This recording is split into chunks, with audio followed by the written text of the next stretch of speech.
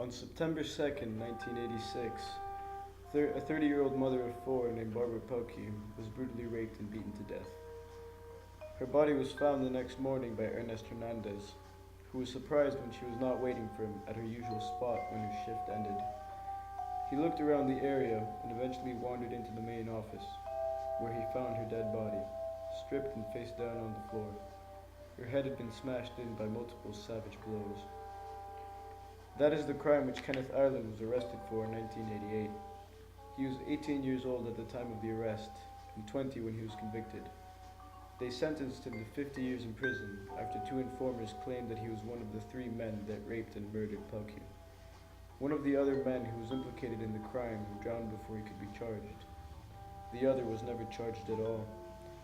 6 months after the first two witnesses came forward, another witness claimed that Ireland had confessed to committing the crime in front of her, although she was drunk when he supposedly confessed, and she was unsure that it even happened.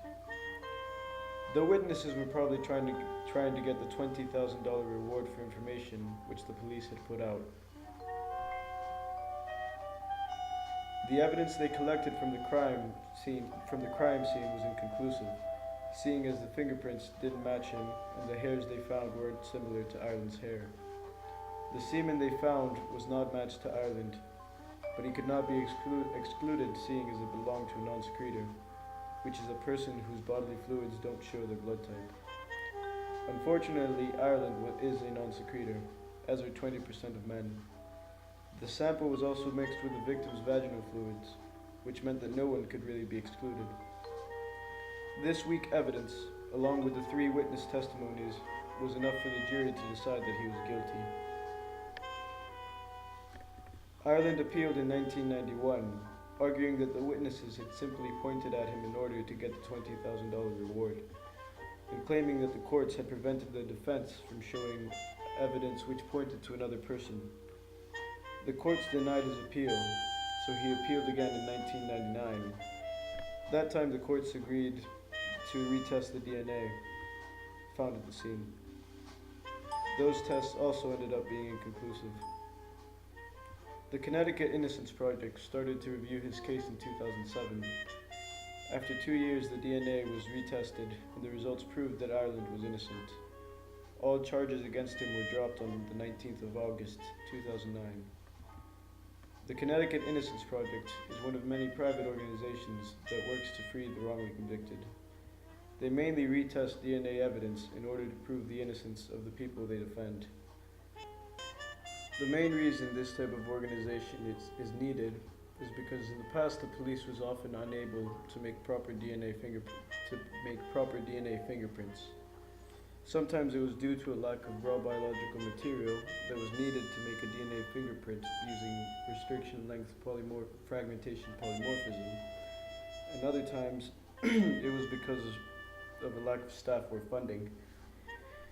In this case, the reason the DNA testing done in 1999 was unable to exclude Ireland was because there wasn't enough raw biological material belonging to the perpetrator to make a DNA fingerprint using restriction length fragmentation polymorphism, which was the main type of DNA testing done back then. Nowadays, the police use short tandem repeat analysis to create DNA fingerprints. This allows them to make DNA fingerprints using a much smaller amount of raw biological material. This is because STR analysis uses polymer chain reactions to duplicate the pieces of DNA.